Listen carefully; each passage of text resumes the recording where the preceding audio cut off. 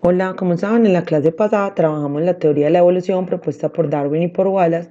Hoy vamos a trabajar la teoría sintética o también conocida como teoría moderna de la evolución.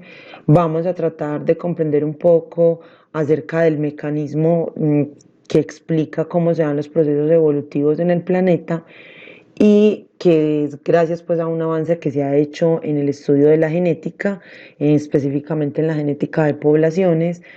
Esta corriente de pensamiento también recibe el nombre de neodarwinismo, pues obviamente por darse posterior a todos los postulados que habían propuesto tanto Darwin como Wallace. Recuerda que debes de tomar nota de toda la información que se suministra en el video, especialmente porque al final hay que hacer una actividad donde necesitarás la información que se dará en este. También ten presente que daré pistas para poder registrar la asistencia. Recuerda que debes escribir en los comentarios, no en los comentarios de YouTube, porque yo no te mandé a que vieras el video en YouTube, te voy a mandar a que veas el video desde Classroom y desde Classroom tú puedes ver el video directamente sin tener que ir a YouTube. Entonces por eso, porfa, los comentarios se hacen directamente en Classroom. Semana 5, mayo 13, indicador de desempeño número 4, tema teoría sintética de la evolución.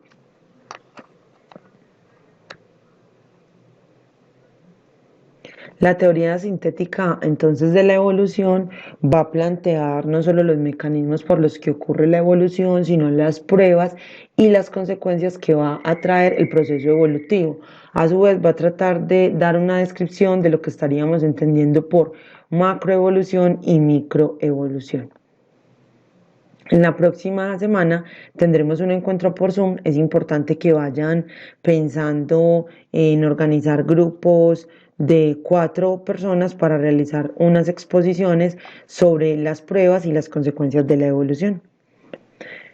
Bueno, acá les muestro a los personajes, por lo menos los que más recordación han tenido en la propuesta de la teoría sintética de la evolución.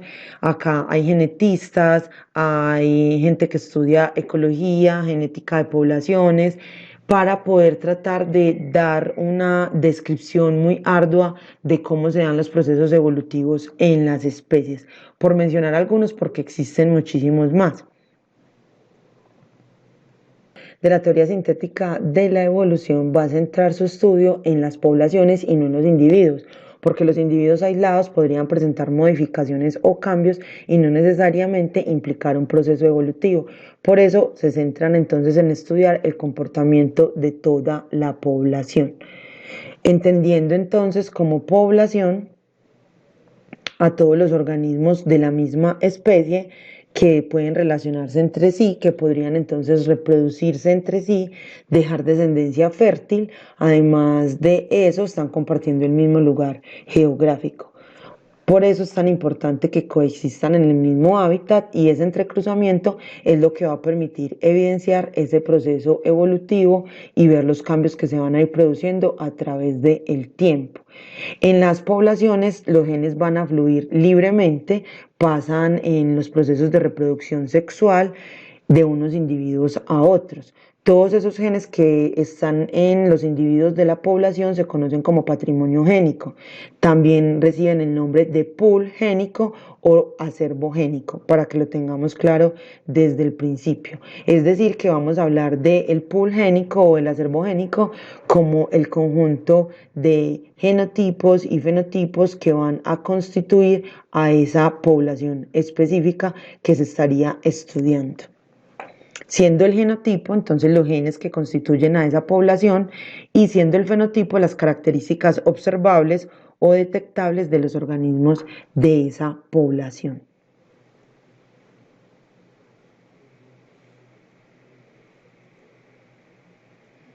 Además, tenemos que desde la teoría sintética de la evolución se pone de manifiesto que la evolución es oportunista, es decir, que no está orientada a buscar la perfección de los organismos, no está pensada de esa manera, sino que simplemente se da al azar. Y hablamos de que es oportunista porque podría aprovechar ciertas ventajas que los organismos van a tener. Podrían estos sobrevivir o por el contrario morirían, entonces no estaríamos hablando de que esos organismos lograron evolucionar. También hablamos de que esa evolución va a trabajar sobre la materia prima que hay disponible en la población, es decir, sobre todo ese flujo de genes que hay. Así, mientras más variabilidad genética exista en una población, más materia prima se va a ofrecer para la evolución y más probabilidades hay de que una especie entonces pueda evolucionar. Los seres entonces son capaces de tener una variabilidad genética y por lo tanto van a tener fenotipos infinitos. Eso es decir, que va a estar abierto a todas las posibilidades que se puedan presentar. Y la selección natural entonces va a modelar a las especies a partir de un conjunto continuo e infinito de posibilidades. ¿Por qué? Porque vamos a hablar de que la selección natural es el ambiente que va a trabajar sobre la especie, pero no sabemos cuáles van a ser las condiciones, o sea que también va a ser un asunto que se va a ir dando a medida que avance el tiempo. Por lo tanto, va a permitir también un conjunto infinito de posibilidades. Así obtenemos entonces toda una variedad de organismos vivos con los que tenemos contacto cotidianamente. Acá observamos entonces una variedad de frijol, solamente por mostrar solo algunos de los tipos de especies de frijol que hay. En el caso del maíz existen más de 300 especies diferentes y así sucesivamente. Entonces cada población de organismos con toda su variabilidad va a ser la materia prima para que la evolución se pueda ir desarrollando. Tenemos entonces que la síntesis o la teoría moderna de la evolución va a rescatar la idea de la evolución como un resultado de acumulación gradual de pequeños cambios, tal como lo habían planteado Darwin y Wallace. Esa idea se sigue conservando, se va a mantener hasta la actualidad. Lo que ellos van a tratar de explicar fueron los puntos en los que estaban fallando Darwin y Wallace al no poder explicar por qué se daba esa variación en las descendencias y por qué especialmente la selección natural era favorable para algunas especies y para otras no. Entonces ya entendemos ese proceso como un cambio, pilas, que no estamos hablando de evolución tecnológica, estamos hablando de evolución de las especies, entonces hablamos de cambios muy pequeños que se tienen que acumular a través de millones de años para poder hablar entonces de macroevolución.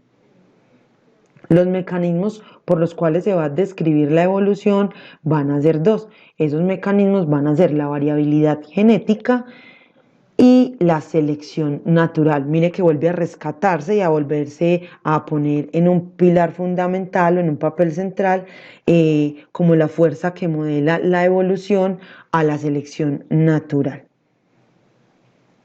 Con la variabilidad genética tenemos que se está haciendo referencia a todo el número de genotipos diferentes existentes en cada una de las especies. Por si alguno está perdido, cuando hablamos del número de genotipos, estamos hablando de los genes que hay en el interior de un organismo que hace que ese sea diferente de otro. Es decir, que una variedad sea grande o pequeña, que una variedad tenga más nutrientes que otra, que una variedad sea más veloz que otra. Ahí hablaríamos de diferentes genes que terminan manifestándose en diferentes fenotipos. Por ejemplo, en el caso de estas mariquitas que tenemos acá al lado, miramos toda la variedad que hay y esa variedad se debe a genotipos diferentes dentro de esa misma población. Las recombinaciones y las mutaciones son lo que van a originar la variabilidad genética. O sea, ¿por qué están surgiendo tantos genotipos y por qué surgen tantas variedades de las especies? Resulta que la recombinación y la mutación van a actuar directamente sobre eso y van a ocasionar una variabilidad genética. Es importante tener ahí en cuenta. Dentro de la variabilidad genética, entonces vamos a encontrar, como ahorita lo habíamos hablado, a la mutación y a la recombinación. En la recombinación genética vamos a ver que es un proceso fundamental que se da durante la meiosis, es decir, durante la reproducción sexual. En esa reproducción sexual las células tienen la capacidad, pues en el interior de las células el ADN tiene la capacidad de combinarse y entonces de formar una variedad de genotipos diferentes. Cuando el hombre y la mujer, en el caso de nosotros los humanos, entonces se reproducen, en el proceso de reproducción, las células combinan sus genes y por lo tanto se originan hijos que van a heredar, sí, características del papá y de la mamá, pero también van a surgir unas nuevas variaciones en ellos. se da al azar, yo no puedo determinar entonces que quiero que mi hijo salga con determinadas características, simplemente esos genes se recombinan y es un asunto de puro azar cómo los vaya a heredar el organismo que están naciendo. Y es una ventaja sobre la reproducción asexual. En la reproducción asexual no hay recombinación. En los procesos de reproducción asexual, las células hijas o los nuevos organismos que se originan son idénticos a la célula madre. Se replica esa información muy precisa y en muy pocas ocasiones se generan alteraciones o daños. Entonces, por eso se vuelve tan ventajoso y tan importante los procesos de reproducción sexual dentro de las poblaciones, permitiendo así la aparición de nuevas variedades en los genotipos de los organismos, cosa que Darwin y Wallace no habían podido explicar antes. Con la mitosis y meiosis, como les estaba contando ahorita, entonces en la mitosis, como es un proceso de reproducción asexual, entonces las células o los organismos que se produzcan por este medio van a ser idénticos a sus padres y por lo tanto no va a haber variación, mientras que en los procesos de meiosis hay la oportunidad de que exista la recombinación y por lo tanto tenemos variedades diferentes. Además, en poblaciones que son demasiado pequeñas, la panmixia se ve restringida. ¿Qué es panmixia? Panmixia es la capacidad o la posibilidad que tienen los organismos de una población de poderse reproducir con cualquiera. Entonces, obvio, al reproducirse con cualquiera, que no tiene que ser familia de ellos, entonces hay una variación y una recombinación mayor de esos genes. Mientras que en una población que sea muy pequeña es frecuente que entre parientes empiecen a reproducirse. Entonces vamos a encontrar plantas que se autofecundan o un animal que se reproduce con un primo o con un pariente pues como con un hermano o algo así y entonces empieza a perderse variabilidad genética. Este proceso de perder esa variabilidad genética podría afectar a la población si se heredan genes que son dañinos en el sentido de que se generen genes homocigóticos recesivos causantes de cualquier alteración. Entonces ahí hablaríamos de que sería tan perjudicial para la población que terminaría extinguiéndose. Otro caso sería que esa combinación y ese cruzamiento se dio para homocigosis, es decir, genes idénticos que recibieron, que eran que les permitían tener entonces una ventaja a esos organismos.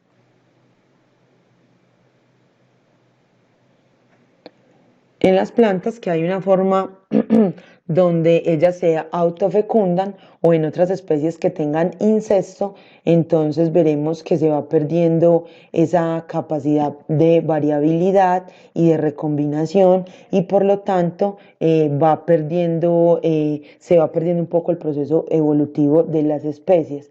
Pueden ir posiblemente a la extinción si heredaran genes que son letales o dañinos o si por el contrario logran una combinación óptima, entonces serían de vital importancia porque lograrían sobrevivir y pasar eso a sus descendientes.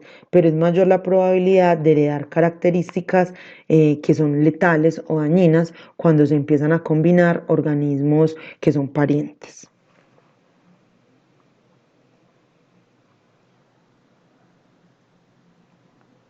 Tenemos entonces a las mutaciones como la alteración al azar de la información que llevan los genes, puede afectarlo de diversas maneras y en una extensión variable resulta como el único mecanismo generador de información heredable nueva que se haya conocido hasta el momento. Pilas, que uno siempre va a heredar información de sus ancestros, pues, o de sus padres, pero cuando hablamos de que aparece una información nueva en nuestras características es producto de una mutación. Ya vamos a ver que puede estar determinada por muchos factores, pues puede estar influenciada por muchos factores y puede ser positiva, negativa o neutra.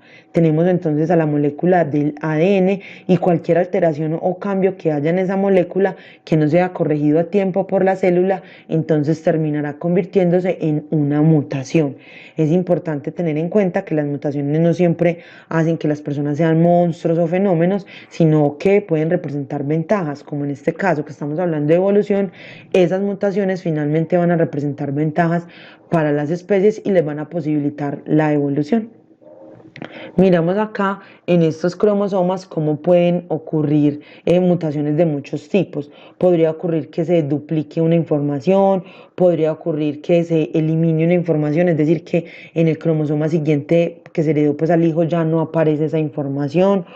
Puede ser que se intercambie o se modifique la posición en que están ubicados los genes y eso ya hace que exista entonces una mutación, como lo vemos ahí en la imagen. Bueno, las mutaciones o los efectos que tienen las mutaciones sobre las poblaciones podrían ser favorables, podrían ser neutras y podrían ser desfavorables. Hablamos de favorables cuando eso representa una ventaja adaptativa para la especie.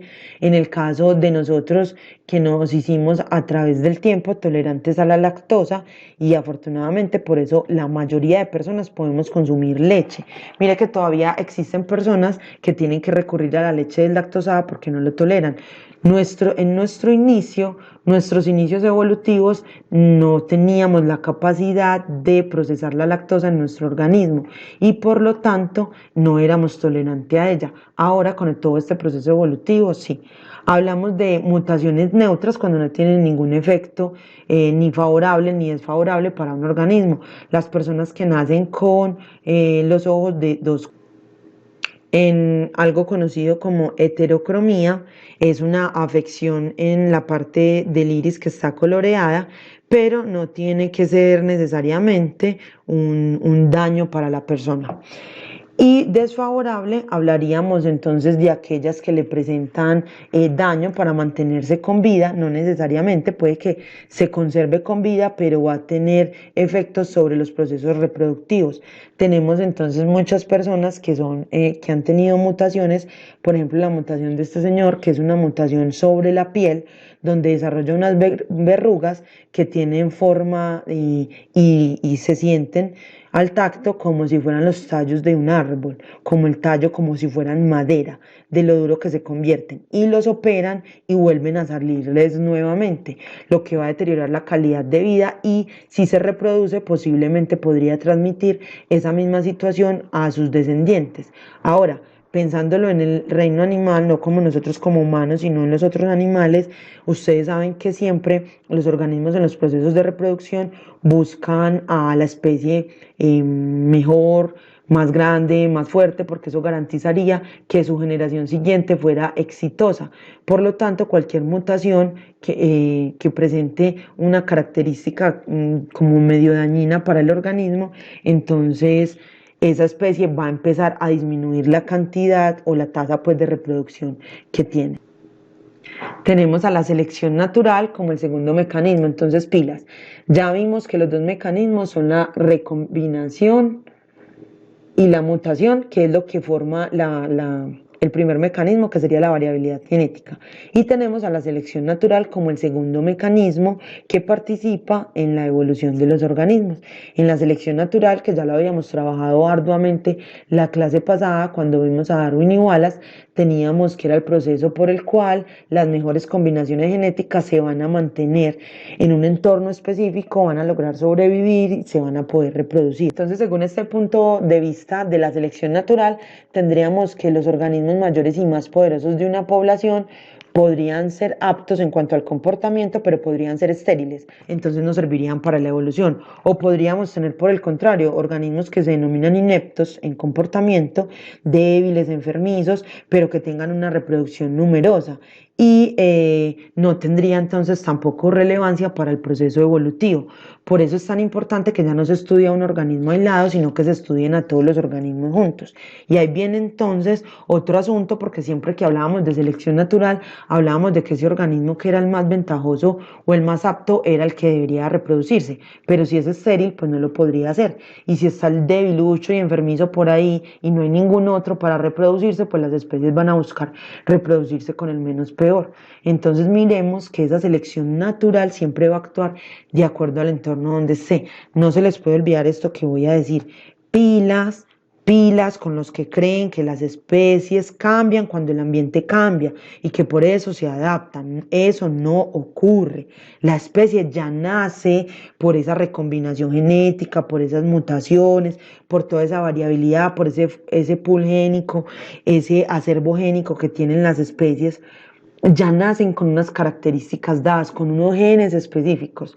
Si el ambiente cambia y los genes logran o son lo suficientemente fuertes para que la especie pueda sobrevivir, la especie sobrevive, no cambia, logra sobrevivir porque había nacido con eso. Listo, entonces eso no se les puede olvidar.